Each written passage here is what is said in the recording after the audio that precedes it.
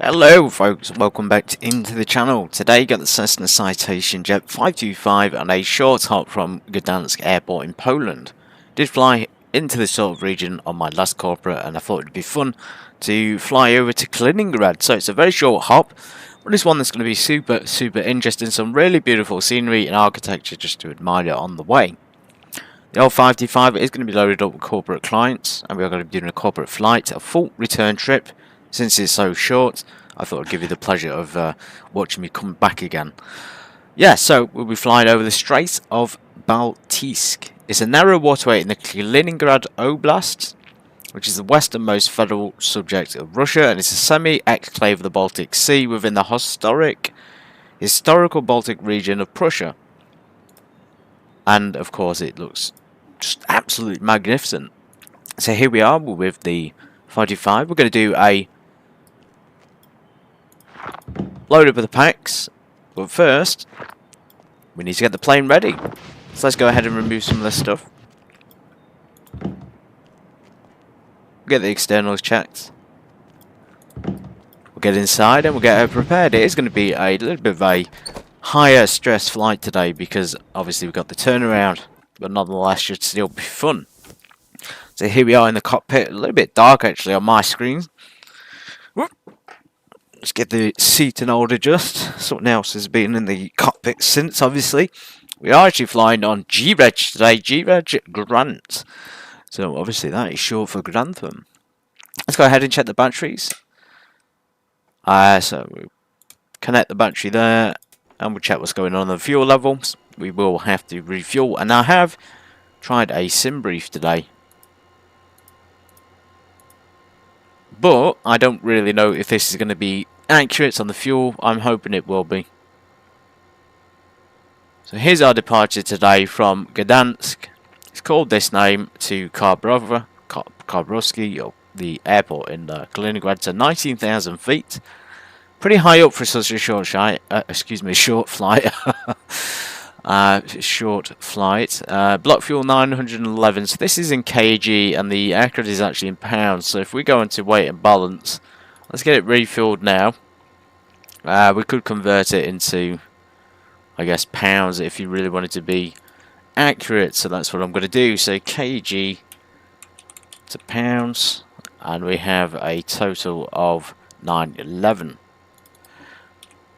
So that'd be 2,008 pounds, and that'll be divided by 2, so about £1,000 in each engine. There we go. We're almost at that sort of level, and that's for a one-way trip. So technically, if we were doing a return trip, which we are, we could do the refueling now for the entire flight. So we're going to put as much in as possible. So 2,000 is sort of not able to fit in, but it kind of is as well. And that's total. So I guess I'm doing it a little bit wrong. Sometimes I do this wrong. I think other people do as well. But obviously that is 1,100 like total. So realistically we are probably all right to put 860 in, and that would give us £1,600 on board. So if we want 2,000, we just need 1,000 in each tank. We're going to do a full packs today, so we have a full load, and we have me, and that's it. I'm the only pilot today, and we have some cargo as well. We'll make up the numbers for those, although SimBrief seems to be giving me, it's giving me 5 packs which we can fit on board, me and 4 passengers, and then 125 on cargo, again in kg rather than in pounds. Right, that's it. That's the weigh and balance out of the way. Let's get the checklist up. So we could, let's get the sign removed. Could work for the checklist, which I think might be better for those who are perhaps new to the aircraft. It can feel overwhelming, and it certainly helps to follow it. So oxygen control valve is in the normal. Oxygen control valve is over here. Oxygen mask checked and properly stowed. Well, yes, they are not actually functional, but they are stowed. All circuit breakers are in. They are poppable, so you might have issues if you have some popped out. Standby gyro switch. Let's get first of all the control lock in so we can actually move the controls around. So test and then standby gyro to on. Battery switch coming on, so we do have enough voltage in there. We're not going flat batteries, which is a huge relief. It wants me to do the avionics and get the ATIS information. I guess we could do that. So we're going to do that now because there's no actual ATC online in this region. We do have Riga ATC, so I suppose we could go if we really felt the need to, and if the clients change their mind, we can continue from Kaliningrad to Riga. But today we're just going to do a return trip. So let's go to 122.8, and we'll listen to this sort of demo, semi-dark side, if you like. Excuse me, everybody. The mouse is all over the place. Right, 112. So we can assume the ATIS is not available, so we'll turn the avionics off. Rotary test switch, this is down here. You see there, annunciations all illuminating. Excuse me everybody, we don't want that. How do we get rid of that? Oh no.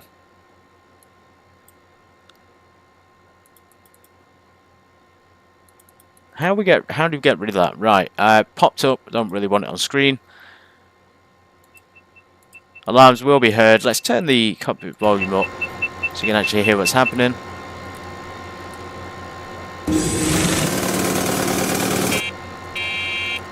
There you go, so rotary test is pretty simple, pretty straightforward. You can dampen the sound with this thing again. Fuel boosters are normal. Fuel transfer is off. Gyro is normal. Parking brake is indeed set. Windshield bleed air manual valve is off. Control lock is off. Gear handle is down. We have 3 greens. Windshield lights anti-skid is always on in this aircraft. I never turn it on. Standby gyro caging is uncaged. There are no flags, and it's in fact in the right position now. Throttles are checked into the idle cutoff, and there's no fuel introduction there. Thrust attenuator switch is automatic. Synchronization is off.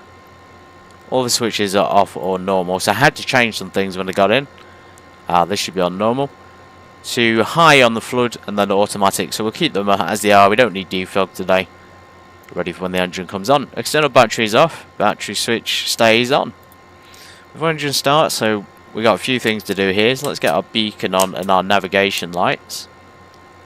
Wheel chocks are removed. Cabin door will be closed. Let's go ahead and do that. Everybody's on board.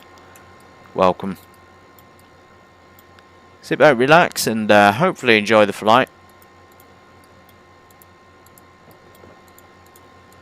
It's pretty damn warm out here. Really, really good part of Europe actually to be flying to. Right over the Baltics, and well, I say over the Baltics, but in the Baltic region. And that straight is going to look fantastic from the air, I can assure you. We probably could have flown VFR conditions because it's that kind of day. If you look at the temperature, it's 16 degrees. Anyway, wheel chocks, everything is secured now. Passengers are briefed. Seatbelts, harnesses, we're strapped in. We're ready to get going. Fuel quantity is indeed checked. So we needed about £2,000 in there, and we have, £2,000 roughly altogether. Flashing beacon is on and air conditioning is off. So full bright for night operations. I find that you probably want the instrument lights on in the day sometimes as well, just to make it a little bit more visible. Start button is going to be pressed, so we're now going to do the startup. We're going to do it right to left. So ITT is not rising yet, but we've got fan movement, introduction of fuel. Fuel flow is good. Pressure is rising, temperatures are rising. ITT is coming up.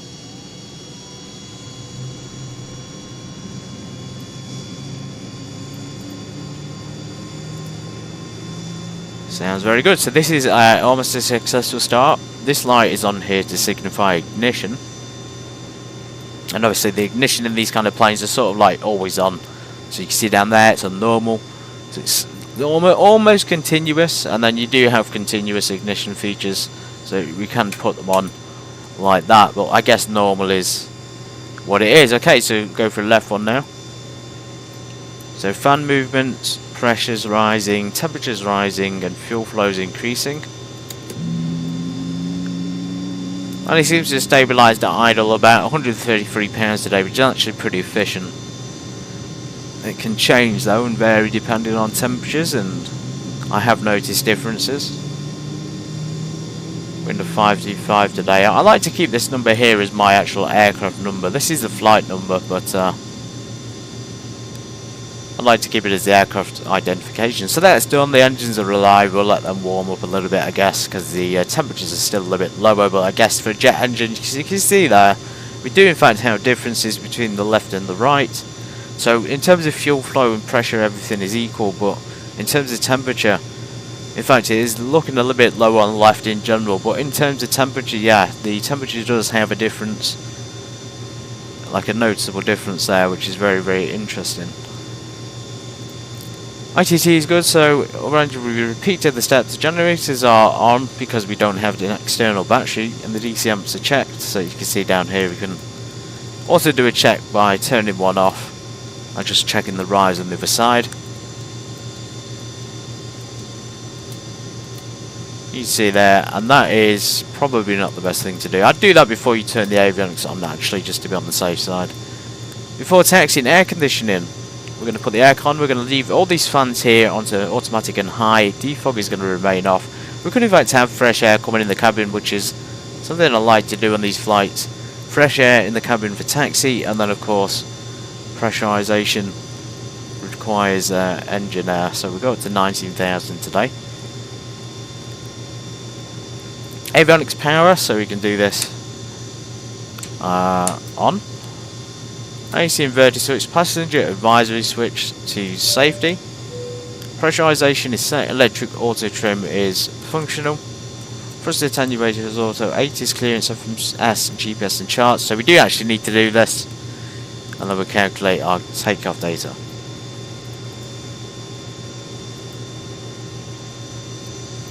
Flight plan requires the Citation Nick Meet 2 hotel departure, arriving into 24 on the Rama 3 Echo arrival. So SIDS and start procedures, which is great. Operational impacts to some extent are useful.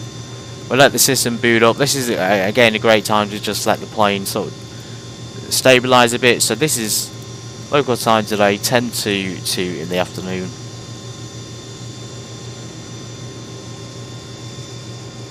You see down here the system is initializing. You can smell that old oil. I don't know what it is. You can smell fuel oil from the plane. It's sort of a sensory experience, this aircraft really is. There we go. To accept the data, it's not right. It's, well, it has in fact expired, or at least the date and time there is right, minus 1 hour of course. Flight plan, right, we're going to the UMKK. UMKK. I think we can enter that in there, and then we can do the departures from the menu. So depart runway 29 on the Nigby 1 hotel. So we got outdated data in the aircraft as well. That's something I have noticed before, but it changes depending on what kind of plane you're flying. So sometimes it'll be in date, sometimes it won't. We'll do the arrivals, so runway 24, and we'll do the. We got the Orama 3 Echo, but it might be in real life a little bit different. So we still haven't found it yet. All the way down to the bottom. Well, I mean, this is far, isn't it? Look at that, right there. 3 Echoes available, which is good. 51, that's a heck of a lot. And then we got an option there for different things. Go to the flight plan and just delete the links that don't work, and that's pretty much it. The setting up is not requiring too much. I don't use this, to be honest, to do much calculations.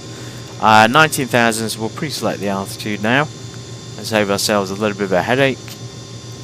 We'll also change over the guidance system to FMS.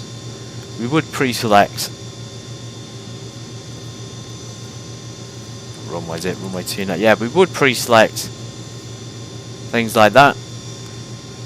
We're pretty much ready to go, so let's get our taxi lights on. We got our navigations and beacons. Takeoff data, so speed. So this today we got 97.1 on the fan, 103 rotation. Pull and cage the right altitude indicator. Seems to be pitching up ever so slightly on there. I wonder if that's a failure or something. Oh, I see. I must have messed around with it. Let's keep that on the line. An avionics check and set, so we just did that, and then we taxied to brakes, flight instruments and crew briefing, so we'd be taxied to runway 29er. We might as well just save ourselves some chart time. We could in fact use X-12's map, so runway 29 is right there. It looks like it's going to be kilo. We can even just look out the window in this case, which is great. Look around, we make sure our clients are happy before we go. So Alpha 1 holding point. Again, if you want the charts, we go over here to just, you know, we can pull them up pretty quickly. I always get those mixed up. Aberdeen Dice and Gdansk. Very similar ICOs. Echo Papa Golf Delta.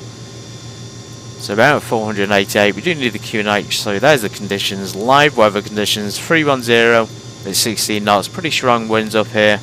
And then 1019 on the QNH.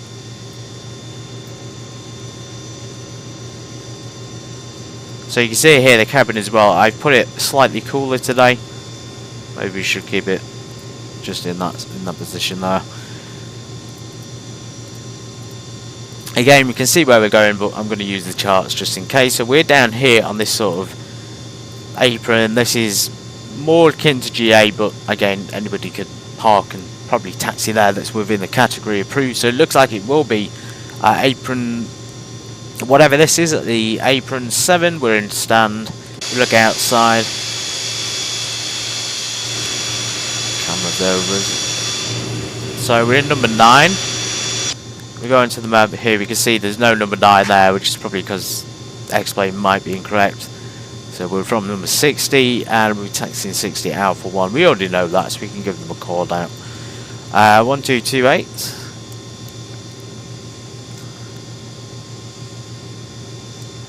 Gdansk traffic, Golf Romeo, Alpha November Tango, taxiing to runway 29 via Alpha, holding short Alpha 1. So you see there, nice smooth radio call out. We are in fact ready to go, so we're going to do a little bit of thrust here. Fresh air still coming into the cabin. I'd say we've had enough, so we go back to bow from the engines now, and we could do our parking brake released. You know what? Let's get the cockpit air distance up a little bit as well. Flight controls, we have ailerons there, nice and good, and we have elevators. We have, of course, rudder control, which can be checked prior to movement or during taxi. I'd recommend doing it before moving off in case you do have a blockage. We're going to do GA on the button, so this will give us that 10-degree pitch up, or it should do at least. It's actually stopped doing that since the last update, which is unfortunate.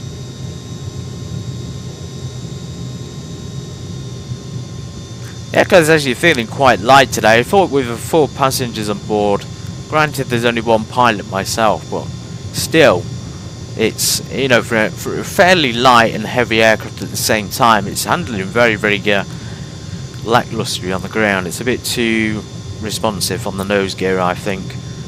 We're not out of the central gravity limits, and we're within the envelope and things of the mass imbalance, which is great.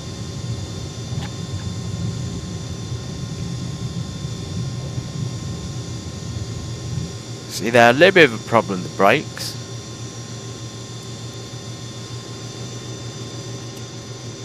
Just going to check those rudder controllers again. We'll pull up a little bit to the line, probably about there.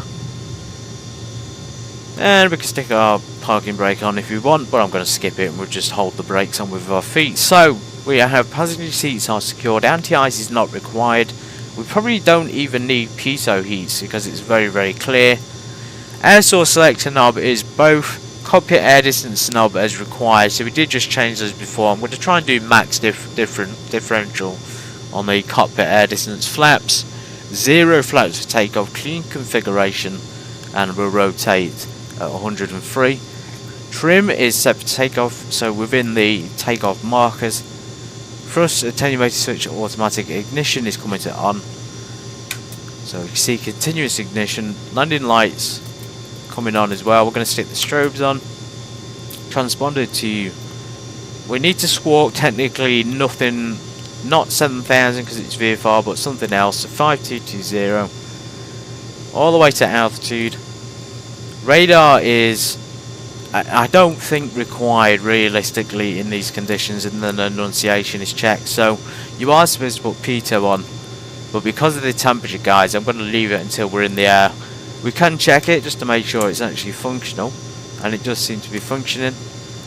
And we would have done that on the pre-flight inspection anyway. Take off, so let's line up.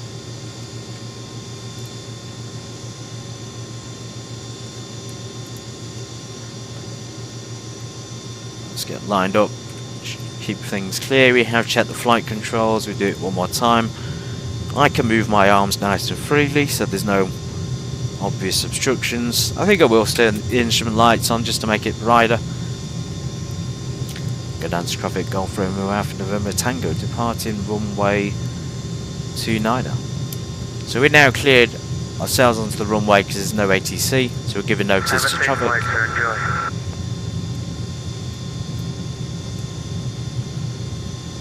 I think he said enjoy, thank you. Hope he has a good flight as well. So yeah, anyway, we're coming down to the runway. Let's get out of here, guys. First corporate departure of the day.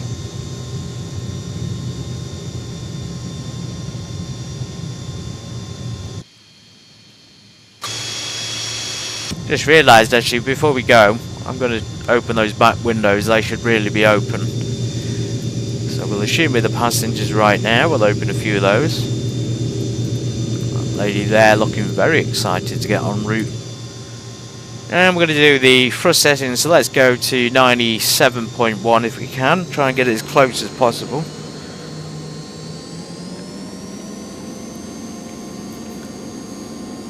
And depending on what kind of conditions you're in, you may have to hold it at a lower thrust setting just to get the engines warmed up, but temperatures and pressures are good. She's coming alive. The engines are spinning fast. Turbines are working as expected. Let's just crank the noise down a bit.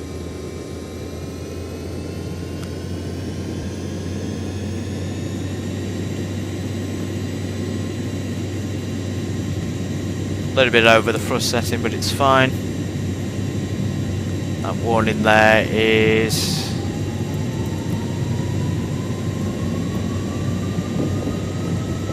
air duct pressure, so we nearly overheat the systems. And rotation speed 103. Nice positive climb, so we're going to bring the gear up. A lot of trim required on this thing. Whoa, yeah, a lot of trim, strong winds. Remember, we have got 16 knots of winds on this. This is going to be a nice fun challenge today, isn't it? Probably could do with a visualization of the route on the map as well, so let's do that. There we go. Looks like it's going to be a circuit departure. Flaps are up. Ignition back to normal, so sort of just working off my memory now. Yaw damper coming on. Landing gear up, flaps are up, ignition back to normal. Climb power is indeed set, so we can sometimes increase it. So you can see there 98, which we're already set at. Engine synchronization. Synchronization. Let's do that to fan. Yaw damper is on. Passenger advisory switch will stay on until we're out of the departure area. Anti-ice is... I'll put the pietos on now we're in the air, but anti-ice is not required. Landing ignition lights coming off. Pressurization is increasing. You can just about see it. Oxygen control valve is normal. Cabin altitude is lower than 12,000 feet. Altimeters at transition altitude, we'll change those, and then it'll be over to the checklist for cruise.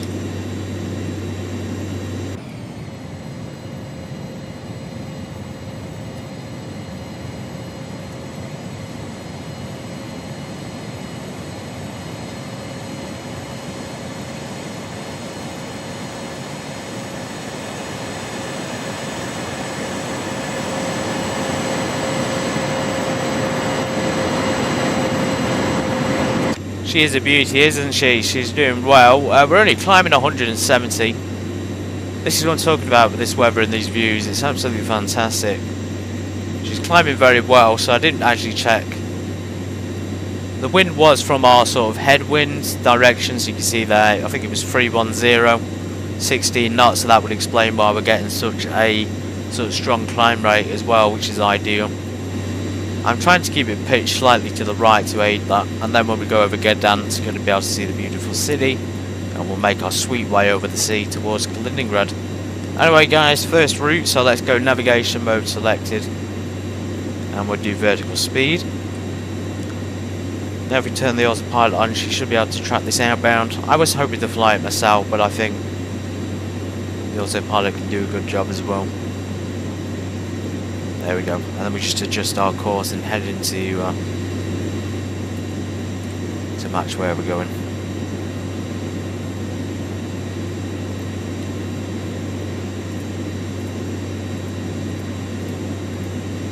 Gdansk traffic, Golf Romeo Alpha November Tango, climbing flight level 190, Nick Me 2 hotel departure. And that's the one we're on, folks, Nick Me 2 hotel. Beautiful departure actually, Gdansk. Glad I flew here. Love these kind of like circuit pattern entries and departures. There's the runway, looking again a little bit hidden, a little bit underappreciated, but still fantastic. And there's the city in all its glory. Anyway guys, we're in the air, so we need to go to standard pressure. This is because we're sharing the airspace with other planes, so we have to make sure we're all on the same pressure setting to make sure we're getting the correct altitudes.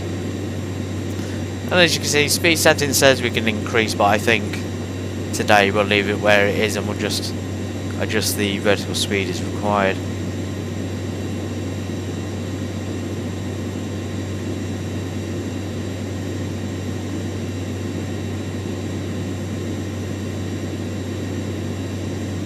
What we're getting now, about 2,000. 2,000 is quite a lot. Let's go down to about 1,500 feet a minute.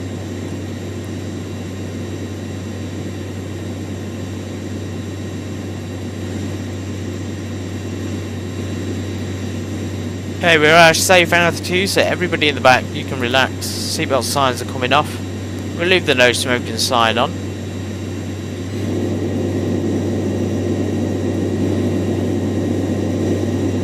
Actually, that's not the no smoking sign, is it? What have I done? Maybe I switched it the wrong way. I thought there was a no smoking sign on this. Oh right, I see. You have to put it to passenger safety.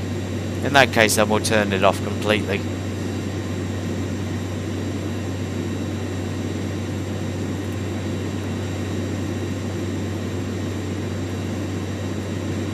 Door sealed, door not locked. Right, that is an emergency issue because obviously we need it to be pressurised, so I didn't lock it.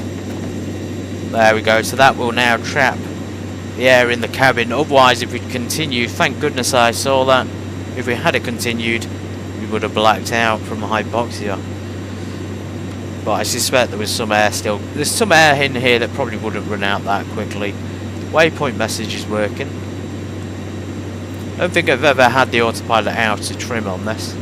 It's quite a nice little plane though. So there we are, 13,000 feet, we're still climbing up. It's now -8. But again, clear conditions, so we don't really have to worry about anti-ice.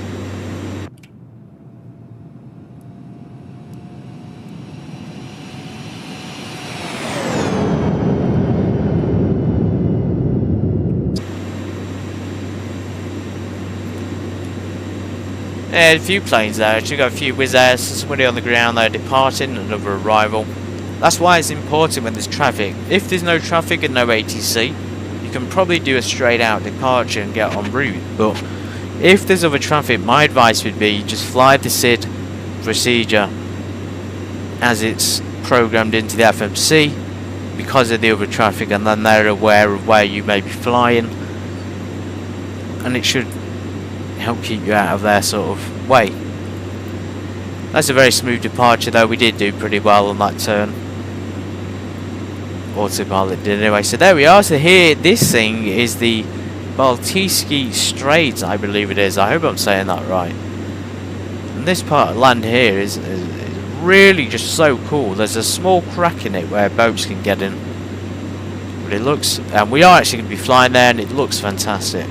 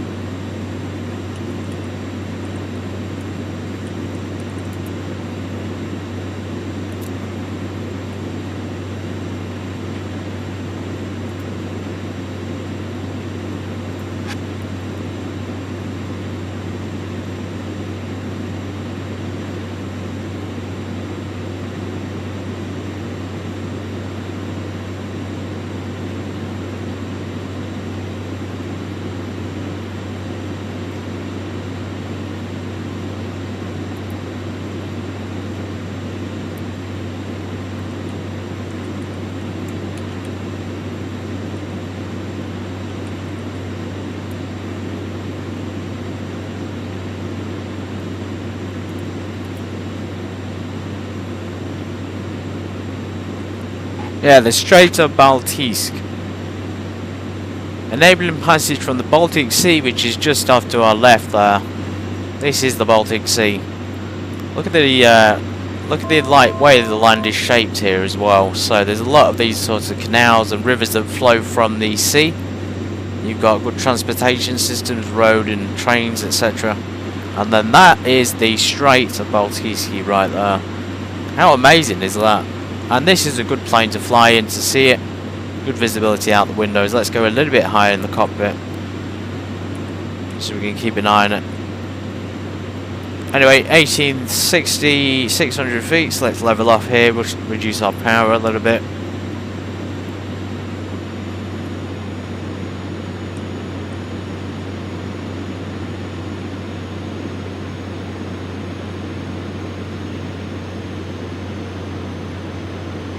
We look down the FMC, it will tell us when to descend, so it should give us altitudes. I think it might want us to descend pretty quickly.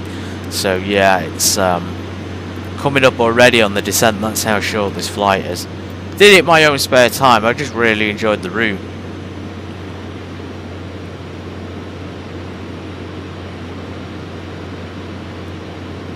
We'll reduce the power and we'll get the most out of this flight, visually at least. Yeah, so the strait is in passage, enabling passage from the Baltic Sea off to our left into the Brackish-Vistula Lagoon, located in Kaliningrad Oblast, Russia. So that would be that part there, obviously, the part that's contained within the strait itself.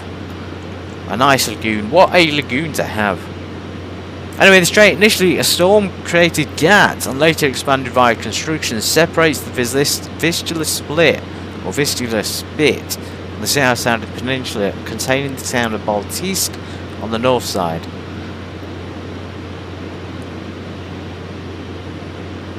Belowski Poloostrov.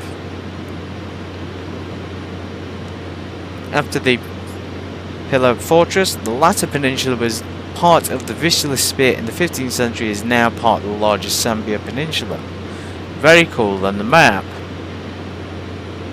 The map is, I say X-Plane's done a good job of modelling it. It's pretty accurate. You can see where the places are, and Kaliningrad's not that far inland from this sort of lagoon area. Imagine though, this is a sort of like one of those spots in the world where it could be the best spot in the world, or it could be the greatest spot in the world. What I mean by that is this could be an equivalent to Bahamas. It really would be tropical weather down there, I suspect, and quite warm. Or maybe I'm wrong and it's not, but it certainly does look nice. You have good transportation, but yeah, this is probably very expensive to live on, almost like, as I say, the Bahamas, or in somewhere like the Maldives.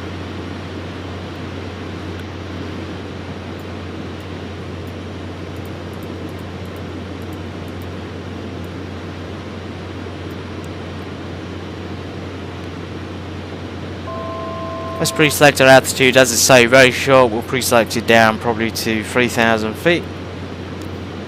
Seems to be a bit over the place there with our speed and things. Stabilise the aircraft a bit. There we are, so we should be able to see it brilliantly now. There's Russia officially.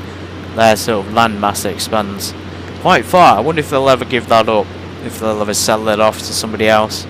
You think maybe Poland would have bought it by now. Anyway, the thing we just saw there, which is again really well modelled here by X-Plane, this sort of strait here that ships can pass through, letting them into the sort of lagoon, is a shipping connection from the high sea to the important Russian ports of Baltisk and Kaliningrad in the northeastern lagoon. So sort of further up, there's also going to be more of those sort of gaps along this route to allow the ships in to bring the goods. And of course it allows you access to the Polish ports. International navigation for the Strait of Baltic is governed by a non-suspendable instant passage regime under the United Nations Convention on the Law of the Seas. So law of the sea stuff gets complicated, and it's a little bit of a loophole system really. Anyway, despite that law, or the law, Russia since the 1990s periodically blocked navigation to Polish ports via the strait. Understandable, and it's probably going on right now as we speak. But from 2006, Poland considered digging another canal across the Vistula Spit to circumvent this restriction. Good on the Polish for doing that. They should do that. Yes, they should do that, and then they just avoid this bit altogether. Well, Polish started construction in the Vistula Spit Canal in 2019 and opened it in 2022, so it did actually open. Symbolically, the same day in 1939, the Red Army invaded Poland, so just a little bit of a history there. And allowed ships, of course, to enter the Polish port of Elbald without passing through the Strait of Baltic. That is very interesting. So they have in fact got their own route through there now, and Russia could just stick to their own area, I guess, so they separated it.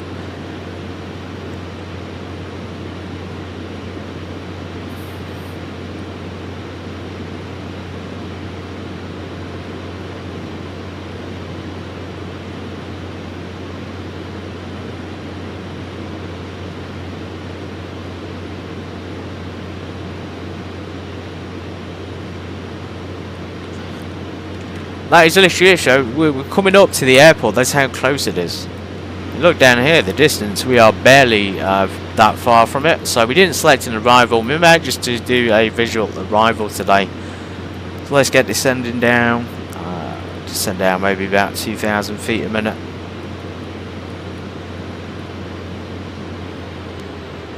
Reducing that power. Not too much, but enough to get us a nice steady descent. Pressurization can be set back to 0. We didn't do a checklist for cruise because there wasn't really that much to change, so again, there's nothing there to change.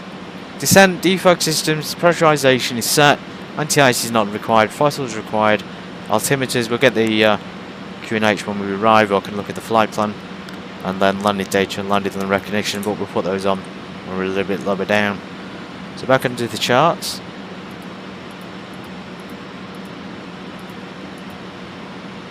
Let's take off data, and arrival is looking at QNH of 1018. You can put that on your backup instrument over here to keep things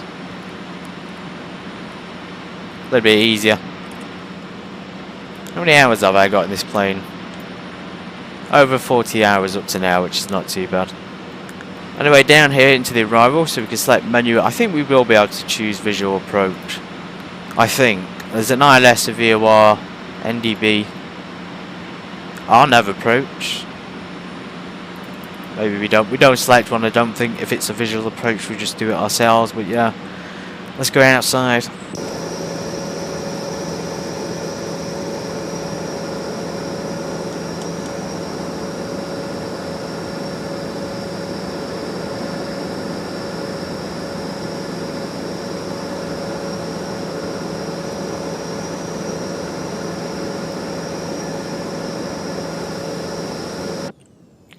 As I explained to her, just released another update, some kind of patchwork 12.5.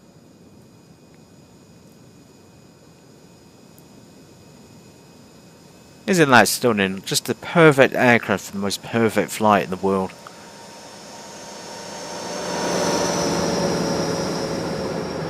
I don't think you can get better routes than this. Anyway, we need to get down a bit quicker.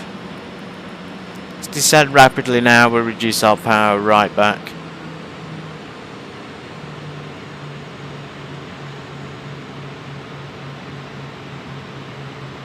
And landing speed, we'll check that. It says 105. I'll set it today. I'll set it. So we have a reference. We'll also set the minimums nice and early. So they're about 105, and then 200 feet is usually enough, or you could put 150. It's entirely up to you. You see they're not actually idling the engines. Let's do the landing lights on. Let's do the synchronization off. It's not meant to come off till we land. We're on the approach, but I'd say we're on the approach now. It's probably going to be straight in. Runway 24, I think it is. So we best set our heading. So I think we may be circling around here, runway 24. Hopefully we get visual soon.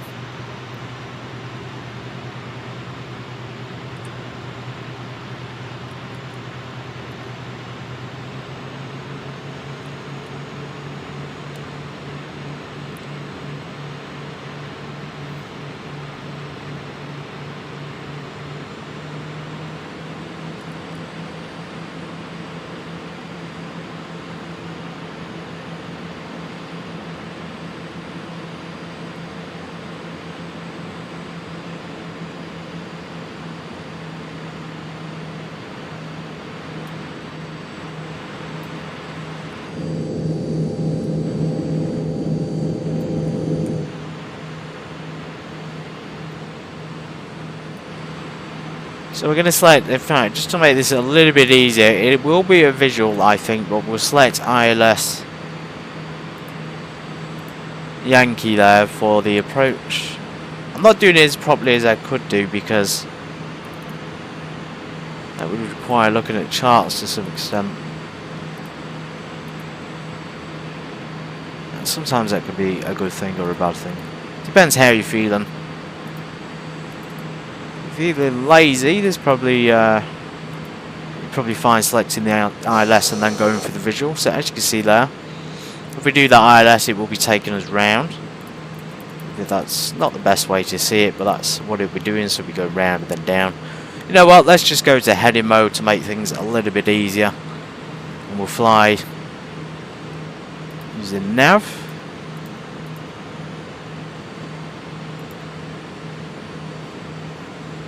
Go over to the left and then we'll move, excuse me, to the right, and then we'll go left again. So we want to be heading obviously the opposite direction to 24.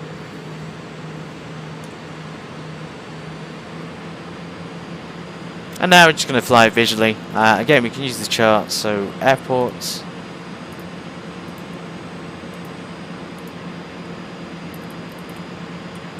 UMKK, so Carbrova,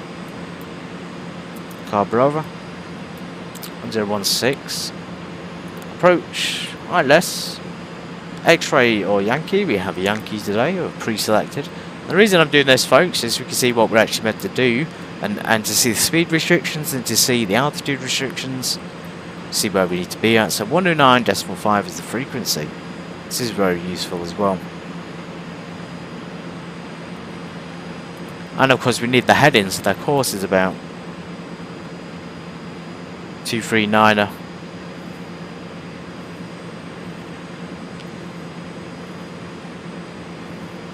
There we go. And it looks like it'll be fairly steep, so 2,000 feet. We send down the glide slope. We have some NDBs there as well. Let's go ahead and tune. I'm going to tune one in just because I feel like it. We have, oh, actually no, we have a actual reference there, 117.05, and that's probably going to be a bit more useful from the navigational side of things. So we should be able to see it on here. So that's the arrow towards the airport. At least now we have a reference.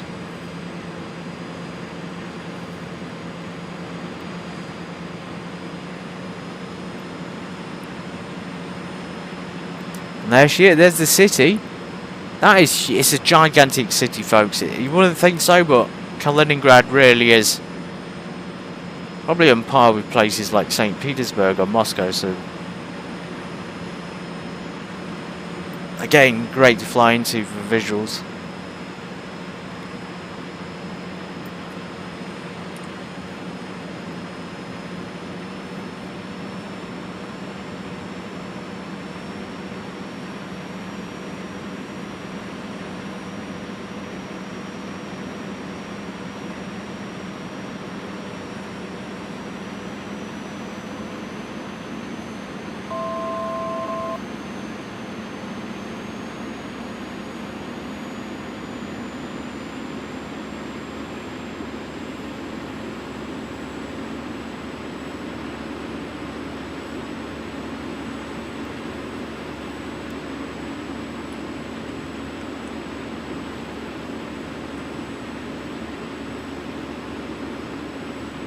Performance is good, getting solid 60, which is what we capped at. GPU's not struggling, CPU's not struggling.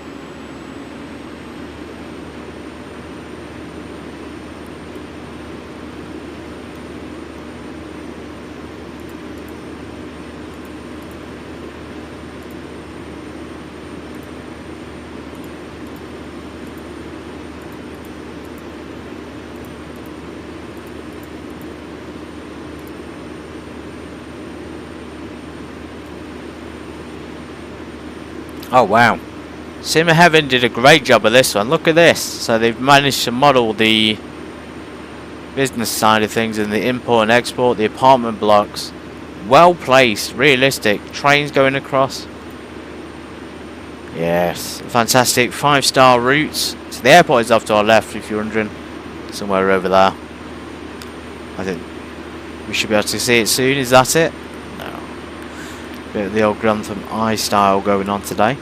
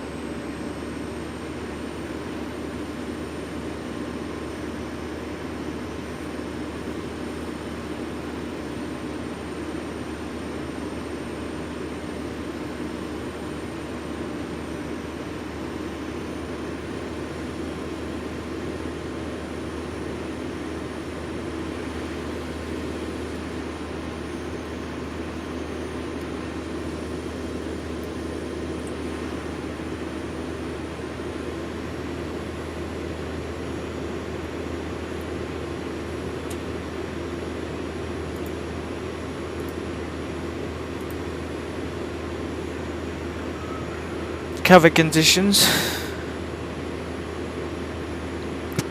14/2 3305 221 This is time. So yeah, wind's not really that much of a problem here. We have, you know, an 18 knots. I suppose that kind of is a problem, is it? 18 knots, pretty strong still.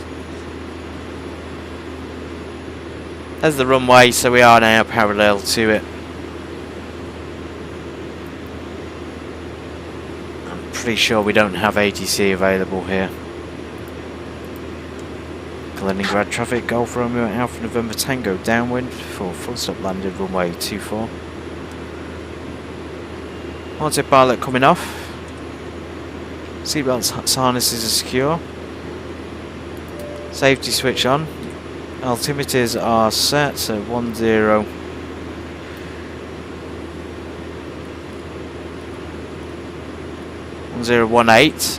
Crew briefing complete. Fuel transfer is off. Synchronizers off. Thrust is automatic. Anti-skid on. Landing lights on. Anti-skid panels checked and considered. Flaps. Don't need any just yet. Pressurization is good. Then before landing, ignition, landing gear flaps, pressurization, autopilot and yaw damper, and then airspeed and speed brake. So speed brakes can be deployed on the ground with the ground flaps.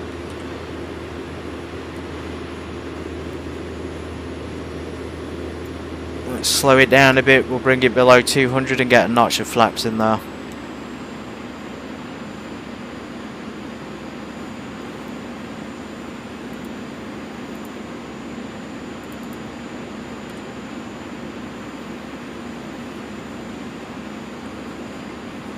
Be down by 2,000 feet or to 2,000 feet.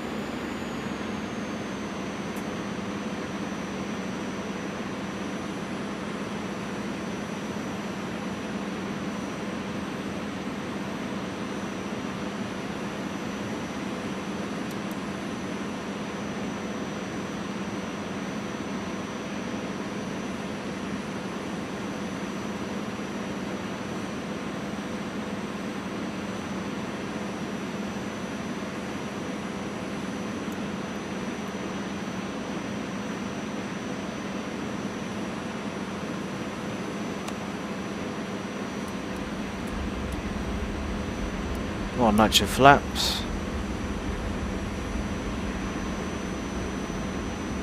There's the runway. Let's keep it on track. It's going well so far though. Minus the climb in there with the flaps, but that's normal. We could probably put the continuous ignition on at this point. Your damper can stay on until we get to sort of short final. There we go, so now established on visual approach, runway 24. Kaliningrad traffic, Golf Romeo Alpha November Tango, established for visual approach, full stop landing runway 24.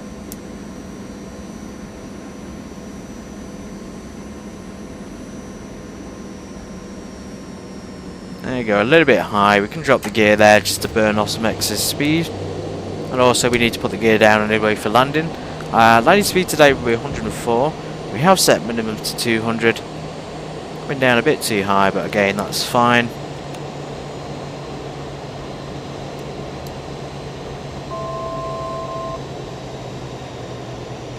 If we look outside of the wind is coming from the right, so we have got that crosswind, 16 knots, quite considerable. Considering we're only in a 525. Not the most powerful of planes, and they're certainly not the strongest against these kind of winds, so this is why my priority is just the weather conditions. It sounds boring, but you know that is the biggest factor in aviation, isn't it? Bad weather. And of course pilot error.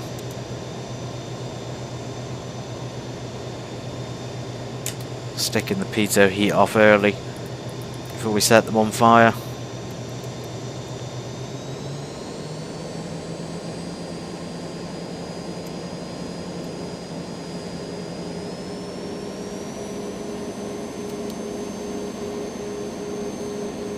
There's the outer marker, I think it is. I can just about hear it.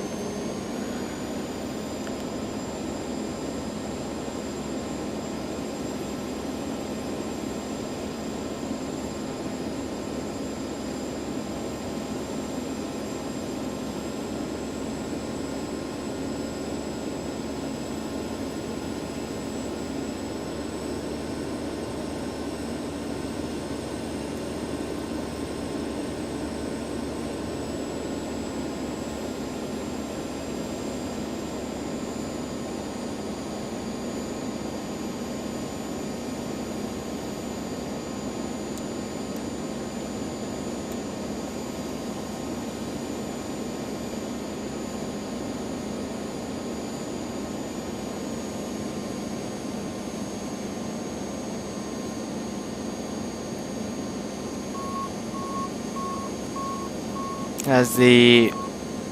Is that the outer marker? One of those markers anyway. Outer or inner. Minimums, we continue this one. Really responsive today, it must be the hot weather. Keeping the plane all smooth and nice. Which is exactly how it should be.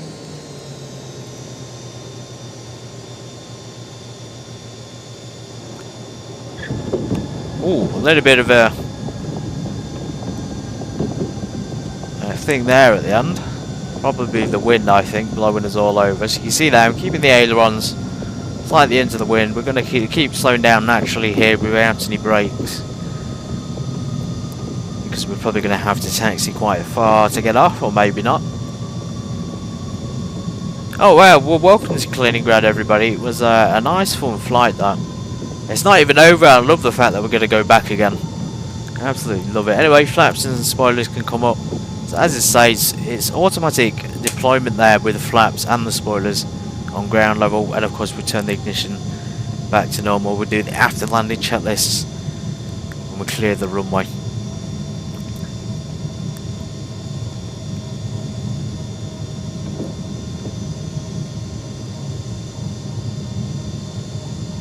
Ignition back to normal.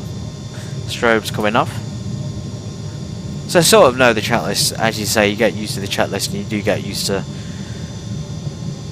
items, memorization items, etc. Okay, there we are. So we sort of clear the runway. Let's look around visually this time and see where we're going to go. So I can see we can go next to probably one of those planes down there. Or if we really wanted to, we could taxi. Let's just keep taxiing and see where we can find. I'm going to say taxi all the way to GA, but I don't know where that is. After landing checklists. Really good landing though. So flaps, ignition, pitot statics off. Anti-ice transponder to standby. We can stick it on mode Charlie. And radar off or standby. We not needed it. As I say, expecting really beautiful conditions, beautiful city conditions today. The kind of weather that you would in fact fly corporate in. You know, it's one of those days you're a rich couple from Gdansk. You want to go out for the day for Kaliningrad, out for the day. We're going to do a virtual turnaround here, so what that means is we'll assume that a couple of hours have passed in real life, the guests have returned to us, and then we'll continue on to Gdansk. So there's a few places. Nice hangar up ahead, maybe that's an ideal one. Oh, and they've got... It looks like new liveries on X-Plane 12. I don't recognise that livery. Is that new? It's a 747 with... or 737. Something is there new. There's something new there.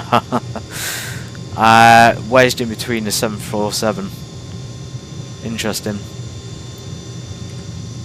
I wonder what that is. That's pretty cool. It looks like a Chinese airline, possibly. We might as well go here before we get distracted. So pulling up into whatever stand this is. Then it'll be a simple taxi to runway 24 for departure afterwards.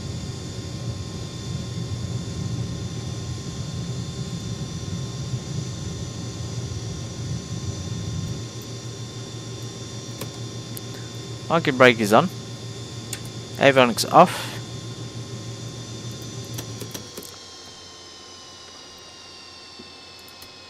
Got signs off.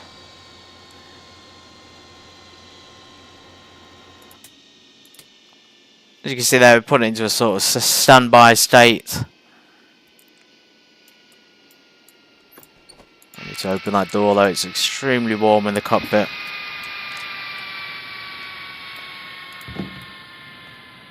Yeah, that is a new one. I think it says Air India on it.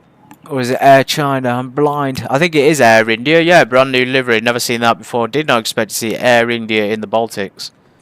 In Kaliningrad. Beautiful plane, beautiful flight. And it's not over, folks. We have got a return flight to Gdansk. I hope you don't mind. I hope you're enjoying it. If you don't want to watch this, you can just turn it off and watch the first part. I'm going to take a step away and get myself a refresher. And we'll be back in a couple of minutes. And then we'll watch the replay.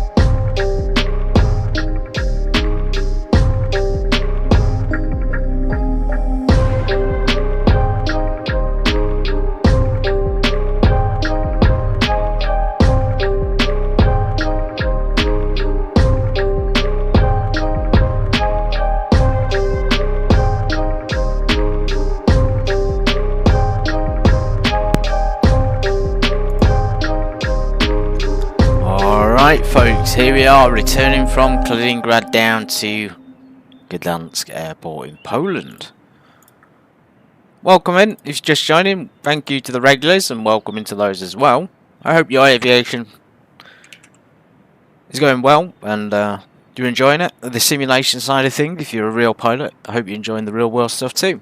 So here we are, we had a beautiful departure from Gdansk and we're about to have a beautiful arrival into Gdansk again. Be good at landing in Kaliningrad, I have to say. It was pretty impressive, and we're going to see just how impressive it actually was. Am I a good pilot? Sometimes. Am I an excellent pilot? Sometimes. Do flights always go this well? Not always.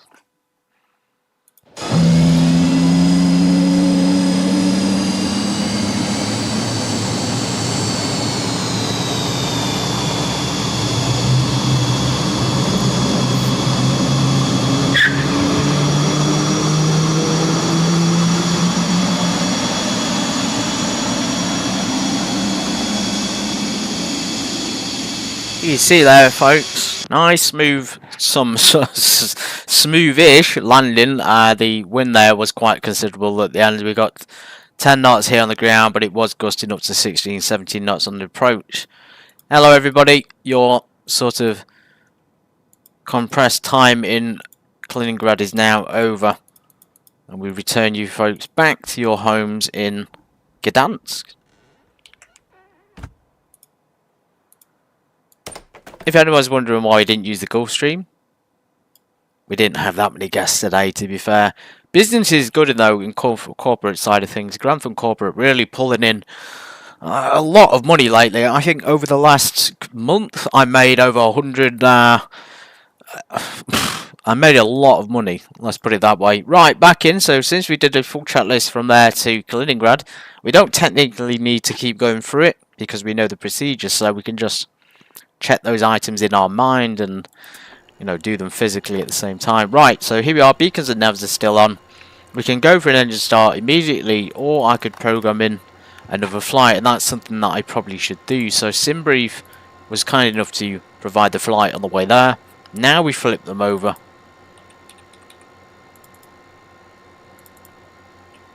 And now we get the route back to Gdansk. So it did give me, I don't know why it gave me an hour flight time, because it takes barely 20 to 30 minutes. Thank you for the compliments on the landings as well. I always appreciate that. We have a departure, so it's actually 1:45. Again, we've because the stream started early, things have gone super well. Super efficient today. And of course you will need to pre-file these onto an online network if you're going to fly again. Don't expect ATC to know that you're going to do a turnaround, because they won't. You need to inform them of it. Flight plan's going to get tricky. They can, in fact, be a little bit stressful sometimes, but if you fly in PPL, it can be, I guess, tolerable. It's not quite as complicated as CPL, but again, nothing ever is. So back into the charts.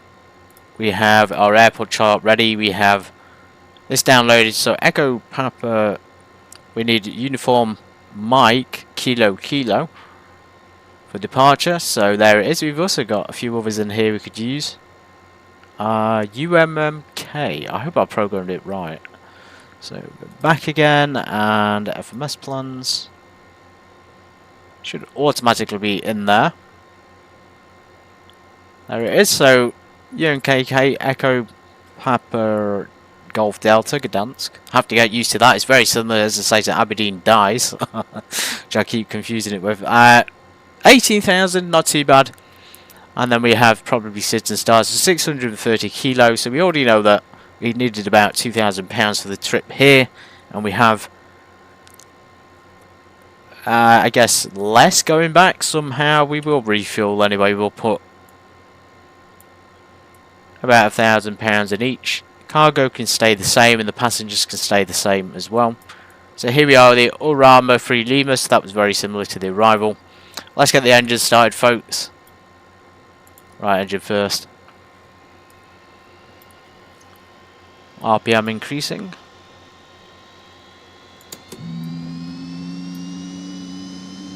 N1 speed increasing. The fan is moving. The fueling temperatures are good.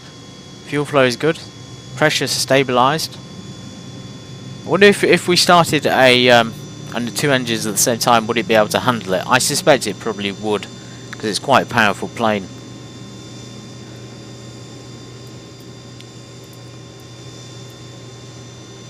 At least it doesn't have an APU. That's one thing I don't miss on this aircraft, is an APU. So anyway, fan movement, ITT.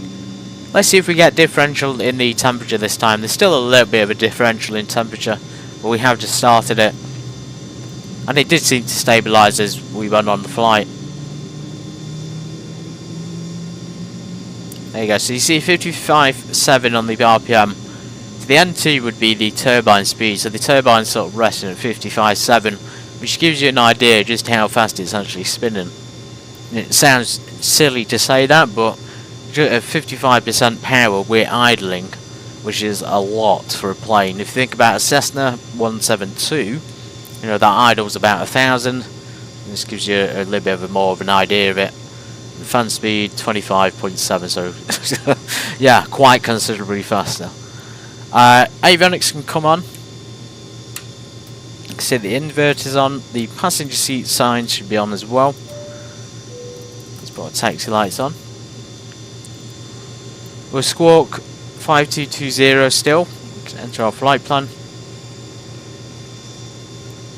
The UNS down here is slightly different to an FMC, but still same principles apply. And there's a bit more of an interesting thing here, a bit more to choose from, more sections, more interesting sections. Of course, we'll check the manual trims. You can do it with your mouse, or you can do it with your trim wheel. And we'll check the electric trim as well. Notice on this aircraft talk sim that when I'm moving my Alpha honeycomb yokes trim, there's no physical representation in the cockpit, so maybe you could program it so that when I move my trim on the yoke, it would make this thing move around, because at the moment it doesn't work, and it doesn't work with the mouse either. It only works one way, so I'd like to see that, and I think only one other aircraft has actually managed to do that properly so far. We know where we're going, guys. You can see the taxiway in front of us, so we'll be taxiing via Delta. Charlie and then Delta down to runway 24. And I think we did have other traffic, but they seem to have vanished. So this is me hand flying the approach. Autopilot broad is in. I took control about here. Turned it onto base and then final. So I say that's a pretty good approach and a pretty good landing. That's very, very straight. Not too many twists and turns. That's actually quite impressive, to be fair, for a Grantham CVT flight. Okay, engines are on. Engines are stabilised. Taxi lights. That's us ready to go. So flight controls, we have the old ailerons, expecting them to work. After that, the elevator is still functional, and the rudder. She did take a beating, but she's survived it. Parking brake released. Air conditioning is on. Now we just have to give our radio call. Just realised I was disconnected for the replay, so we have, yeah, there is one other aircraft here. 2 free aircraft. Oh wow, people are spawning in. This is fantastic. Yeah, runway, so we'll probably have to backtrack, it looks like, runway 24.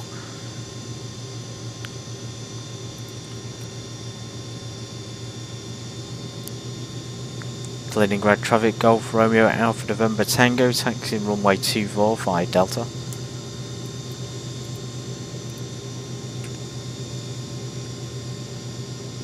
Just realised we've got the nose chock on, haven't we? So thank you, ground crew. Thank you for removing that.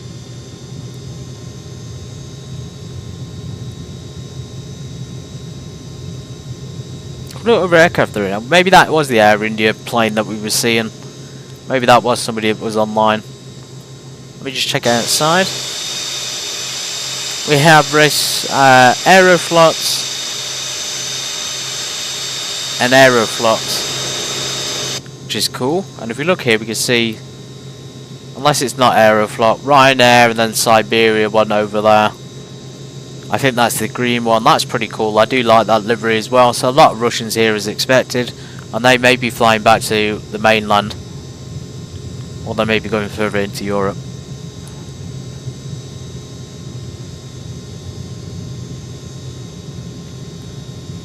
Привет, добро пожаловать, братишка.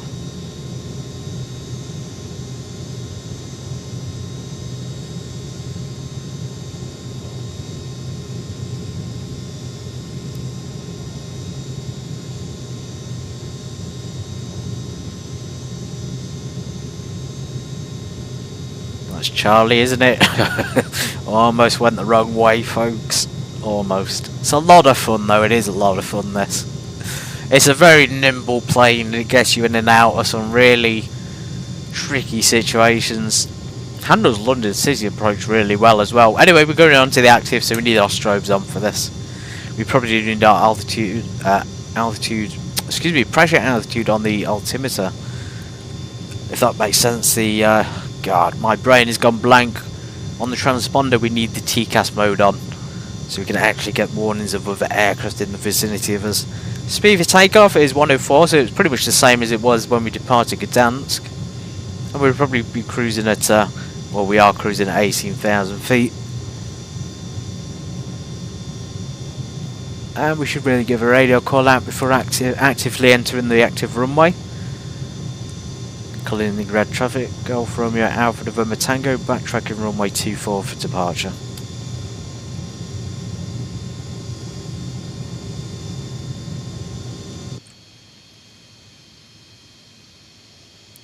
Let's see the fresh air on as well. As I say, I like to do that on the ground to get the cabin nice and cleaned out before we get it in the air.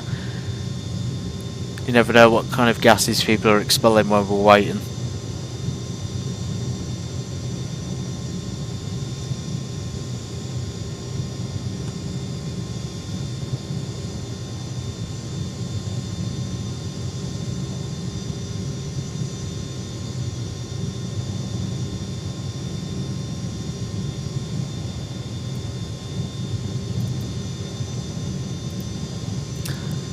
Jumped the gun a little bit actually. We do need to program the FMC or UNS. So on Rama 3 Lima, direct to Goma, direct to Nick Me. So we're doing the same kind of thing, just backwards. So it's the same SIDs and stars but backwards. So now the SID is now the star. Excuse me, the star is now the SID and the SID is now the star for the opposite airport. It's very, very cool. So we kind of know when we're coming to land then that we're going to be doing a sort of circuit pattern into Gdansk Airport, which makes things easier to understand. We could do this VFR as I say, but realistically corporate, you know, big international airports, you want to be flying IFR. We do have some weather building up, maybe some clouds. And I suspect later on there may be storms as well, because it's obviously the high pressure clashes with the low pressure.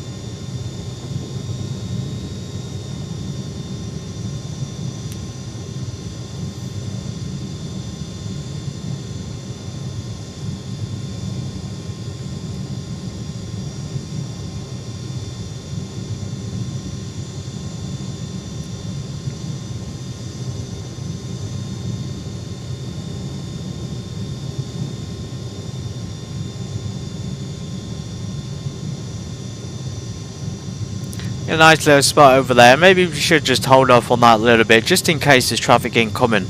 I don't think there will be though. There's just departing traffic. We've got someone going to runway 06. Now, are they going to backtrack? What we could also do, I might do this instead. No, we can't do that. I was going to say depart and then enter the flight plan en route, but it doesn't work like that. That aircraft going down to 06 is a concern though.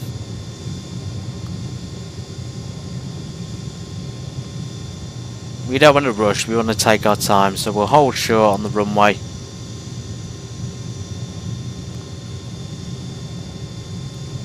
If he departs, but I'm hoping not.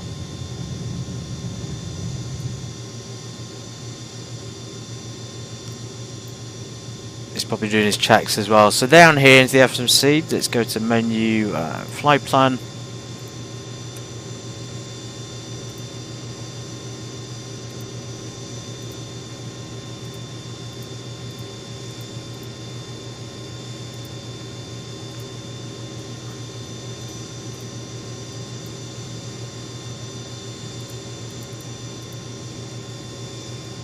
Rama 3 Lima. I guess we could do that and then do the arrival when we get in the air. But we're not going to do that. We like to take a time. I mean, direct to Gomed. Let's just enter it in. So Gomed, a very familiar waypoint in this region. I think I flew Gomed on my practice runs and then direct to the arrivals on my 29er. Yeah, so Nick Reach 3 Tango. We got outdated data for Gdansk, which is not the end of the world, but it's also not great either.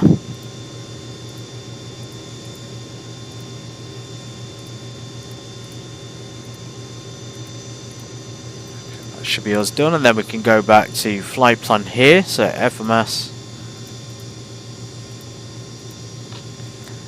There's a departure. Let's check where it takes us. pretty much straight out departure. Alright, let's get going. So strobe's on. Continuous ignition is coming on. Landing light, seatbelt signs are on, transponder on set, so we're actually ready to go. And air, of course, to both, and pressurization to 18,000 feet.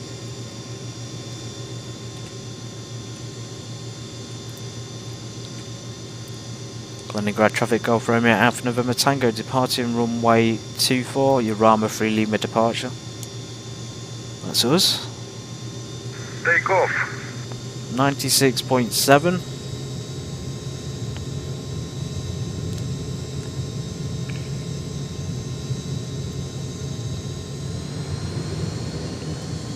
Maybe it is runway 06. Autopilot didn't sound too patient, did he? Take off or I will start another war.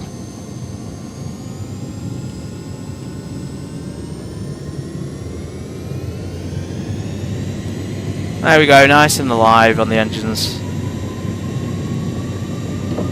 Wait a bit more on the N1.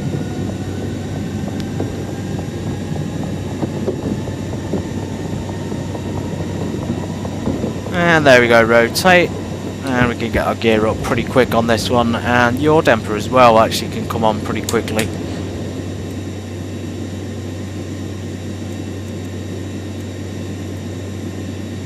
Yeah, so busy traffic at Kaliningrad. I didn't expect this for a Wednesday. Not that I expected any traffic here to begin with anyway. Ignition to normal, we can do our landing lights and things. So engine sync, straight onto fan, landing lights off. I actually noticed this is a performance then as well. And of course, pitot heat's coming on. We'll go straight to navigation mode and vertical speed as we hand fly this out of Kaliningrad.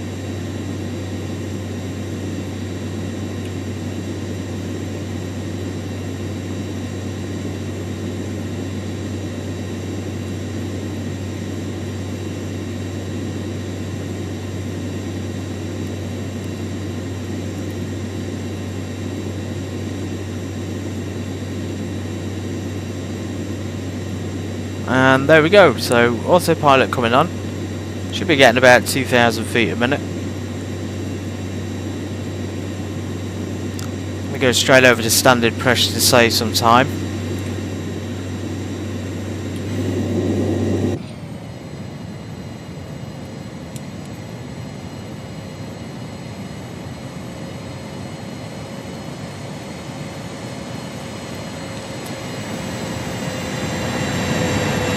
You know what would go so well with this livery would be a Swiss livery. So with the red there, we could get that white cross in there for the Swiss and maybe fly again back into Switzerland, into Zurich, Geneva. Anywhere there will be fine. One of the most expensive cities in the world, I believe, in Zurich. I mentioned it last time actually, so it is a nice place. Of course you got Swiss. Swiss is known for many high quality things, but prices are through the roof. Ryanair 429. I wonder if he must be flying somewhere in Europe. Anyway, we're off guys, we're off on our race now towards Gdansk. We're actually climbing very, very well. Again, we've got a crosswind there about 18, 19 knots, which is not too... and never a problem I'd say, unless it's above 20.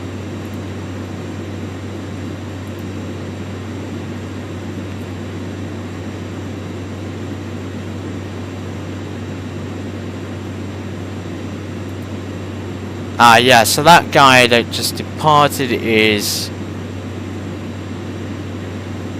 in a Boeing 737-800. Yeah, I don't know why he's called Ryanair on his call sign, but well, he's flying Ryanair from Kaliningrad to Moscow Sheremetyevo Airport. That's very cool.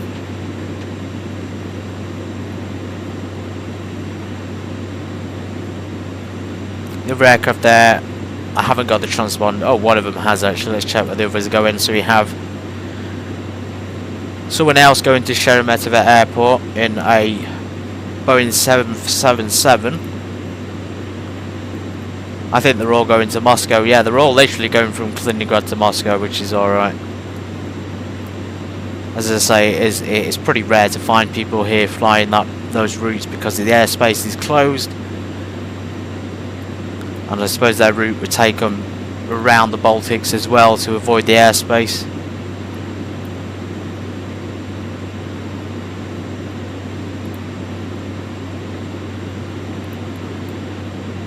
We're going to see this straight again on our right hand side. We're going to be right over it in a second. So there's the lagoon. Look how far it stretches inland though. It goes all the way down into the city.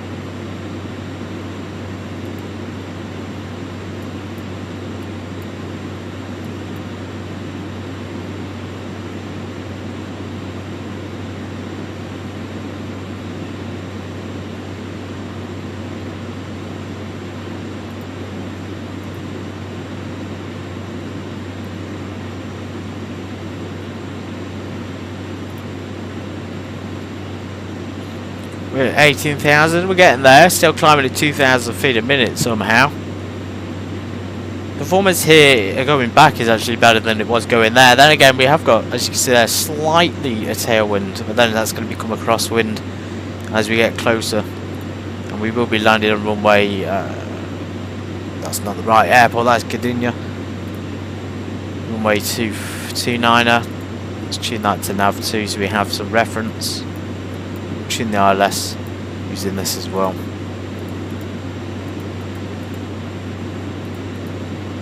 So we have DME distance down here, 57 miles. It really is a short trip. I highly recommend it if you've got the time, and it will take barely an hour to do it. Probably get there and back in less than an hour if you're super efficient.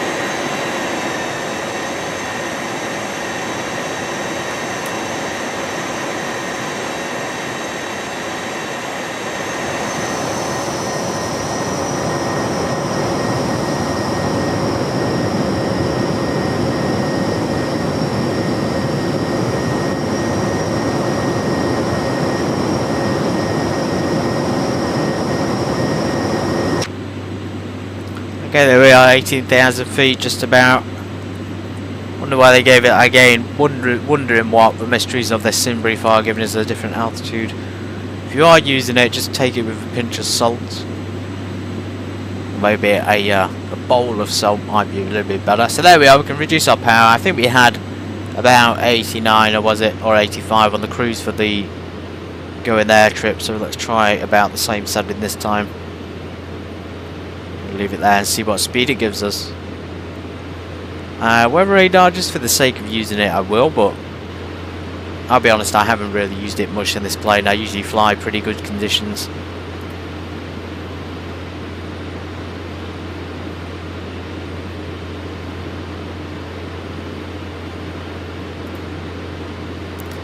There's nothing considerable. 20, 40, 50 miles away we have 50 nautical miles. We've got some stuff building up.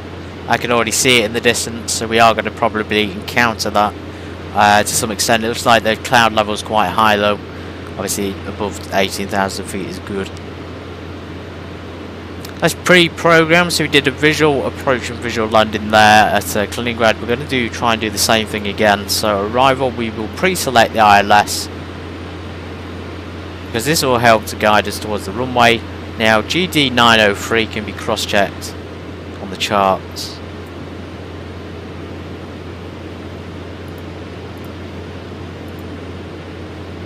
Kaliningrad, we want Gdansk. Golf Delta.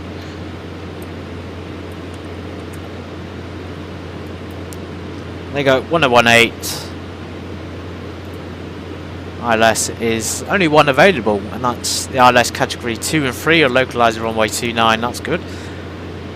This is a lot more simple than Kaliningrad. Maybe we should do the ILS on this one actually, and then DME there, which we're already tuned into 11030, and the ILS frequency is tuned in as well. 116.1 there for the for the VWAR, and then the localizer is 110. Category 1 decision height below 200 feet is not authorised. Category 2 decision height below 100 feet, and then, well, we got 200 feet minimums today. Well, I think we should set 250 because of what it says there. So 6,500 for transition. Very high up, 4,000 feet for the arrival. Polish Air Navigation Services. We did fly there in the Gulf Stream recently, and I enjoyed it as the Polish Air Force. Can't wait to escort them again. Drive some government executives into wherever it is they're going. Anyway, there's the chart. So we've got a course. We could set the course now, but I'll wait. 286 and 6 down to 4,000. We'll just keep that at the back of our minds.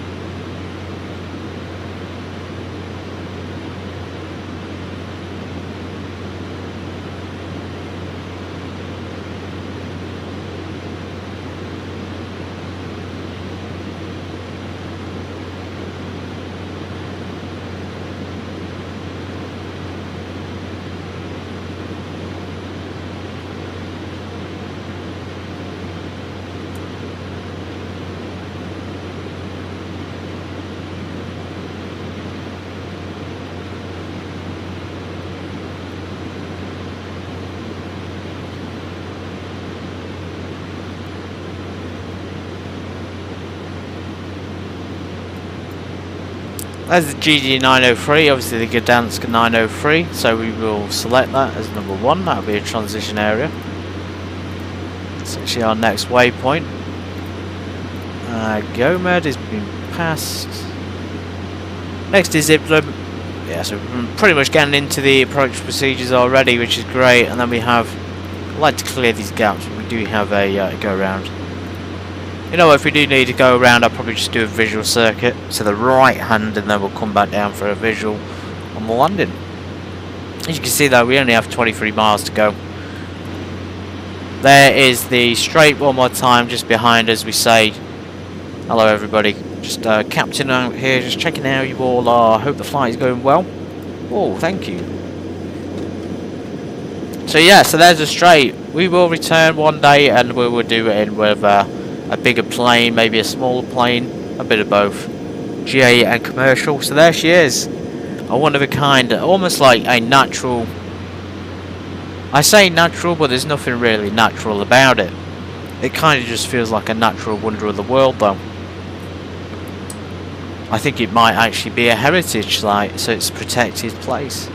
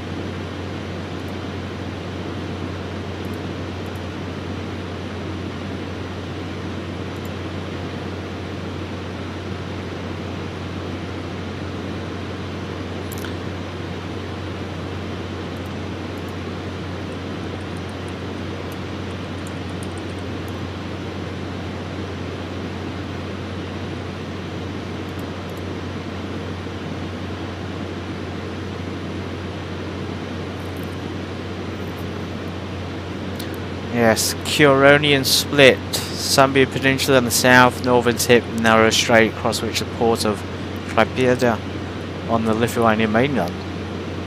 Very cool.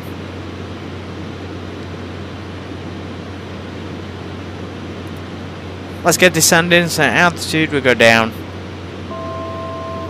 All the way down to 4,000 feet. We're doing this nice and early now so we don't forget. And also because we're good at our jobs and we want to keep people comfortable. No sudden descents on this flight is probably what they paid for. I mean, they are being charged quite a bit. If you're wondering how much, it's just enough today to cover the fuel and the cost of the pilots and the plane hire, so a couple of grand each, which is not too bad.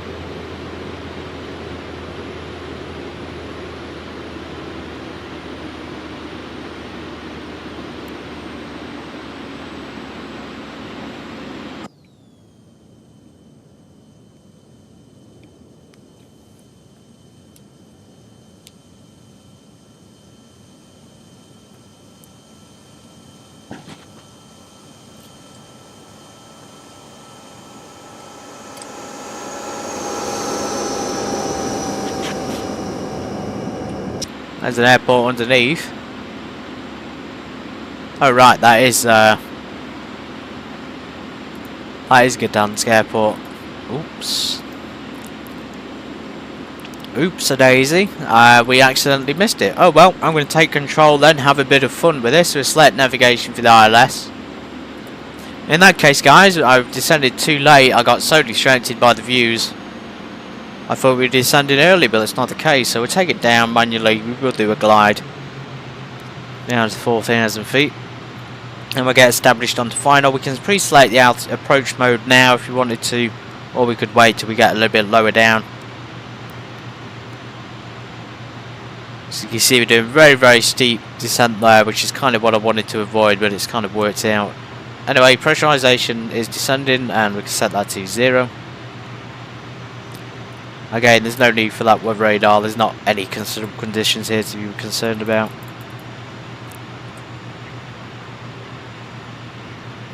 And we can also use some spoilers, so I don't really use these much in air. I should help decrease the airspeed. You can see them on the wing. You should be able to see them on the wing anyway. Yeah, there they are, just sticking up a little bit.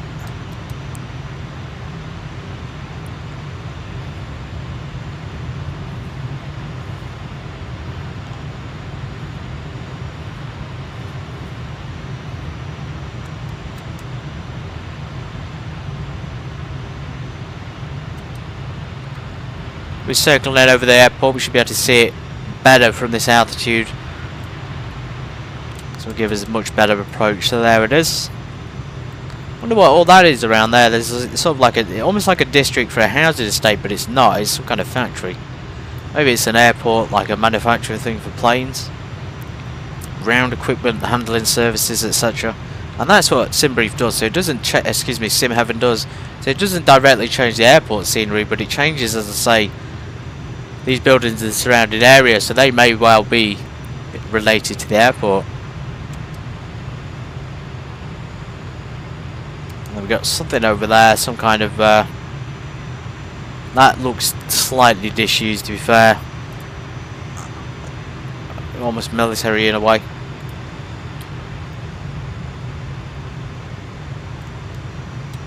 Okay, we're down below 200 knots. Let's go ahead and drop a notch of flaps here just to keep our speed under check.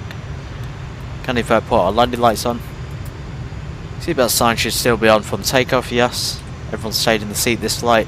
Return flight.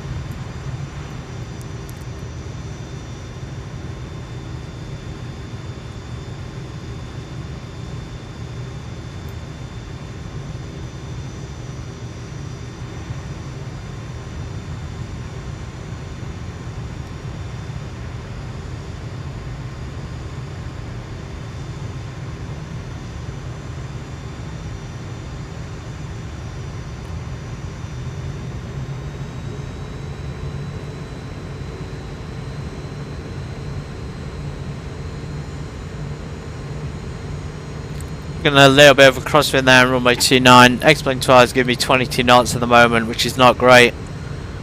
I hope it reduces.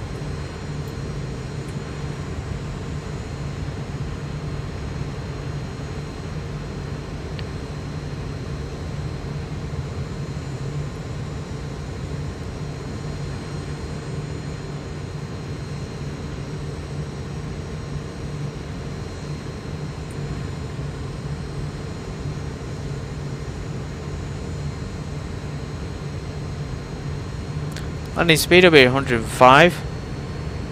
Let's do some checks. So we do our engine synchronizer off. This is all automatic down here. We'll retract the spoilers. Landing lights are on. Pressurization is set.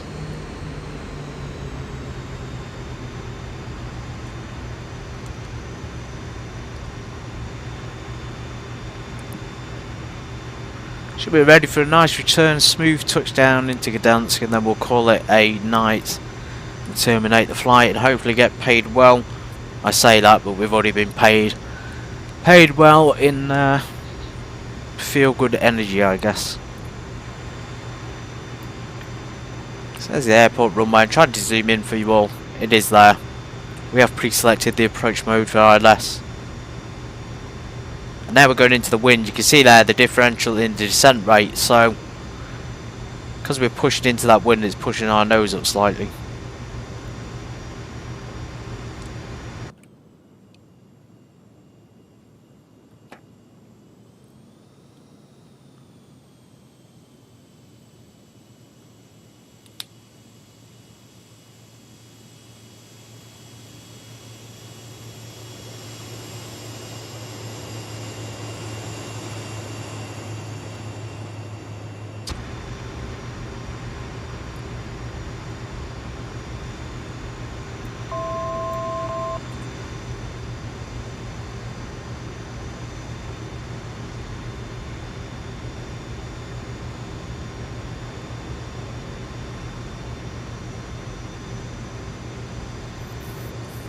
Gdansk traffic over Romeo Alpha November Tango, inbound ILS, runway 29er.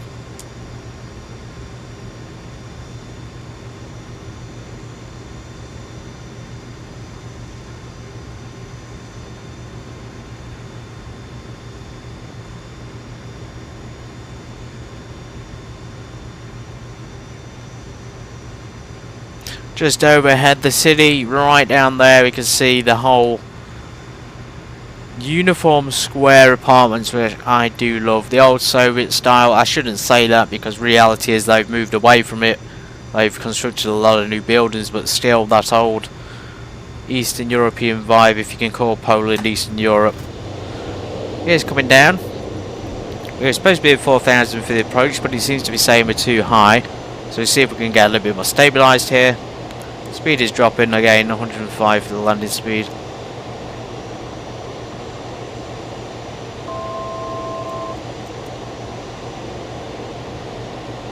Now it's saying we're too high, which is good.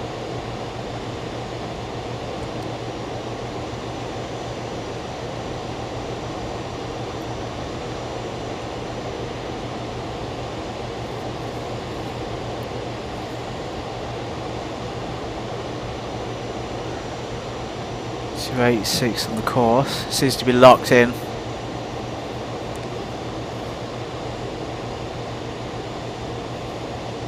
And we go full flaps.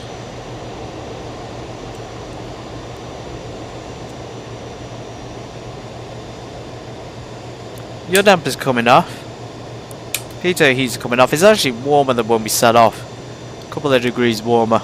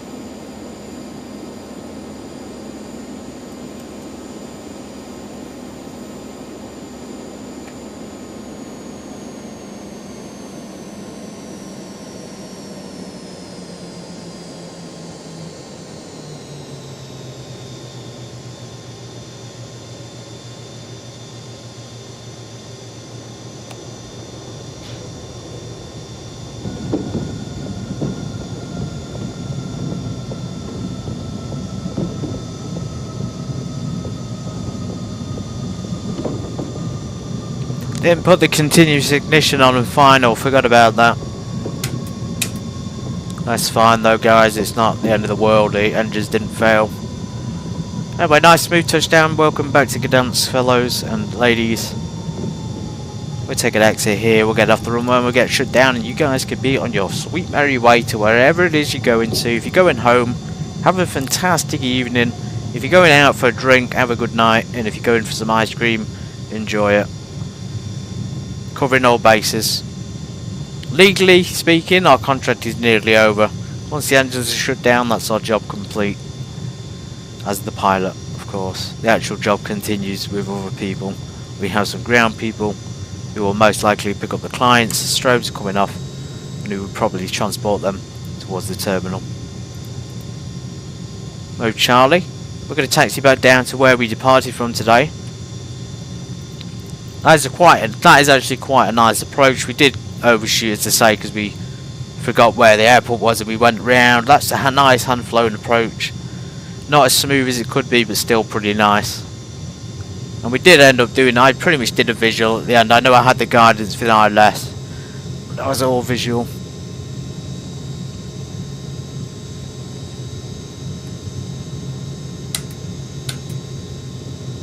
Yeah, 17 degrees, you guys are lucky.